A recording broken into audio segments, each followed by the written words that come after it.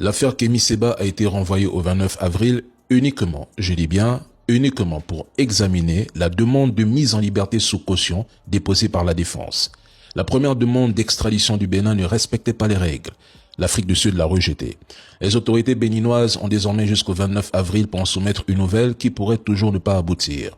Pour l'instant, les charges retenues contre Kémy Séba et son fils concernent uniquement l'immigration illégale et rien d'autre. Kémy est accusé d'avoir dépassé d'environ 2 mois la durée de son visa sud-africain. Les procureurs ont demandé un report afin d'examiner plusieurs points, plusieurs éléments. L'authenticité de son passeport diplomatique, son statut de résidence et des accusations supposées de blanchiment d'argent. Concernant l'extradition de Kémy Séba, il n'existe pas de traité bilatéral entre les deux pays, ce qui implique davantage de formalités et augmente les risques de rejet.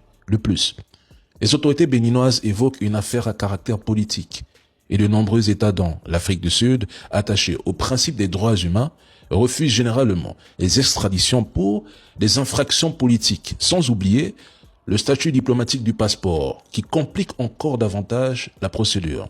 Maintenant, dire que son arrestation est directement liée à une action du Bénin ou qu'il aurait été intercepté à la frontière dans une pirogue ou encore qu'il aurait été traqué conjointement par les services de renseignement sud-africains et béninois via Interpol sont des fake news.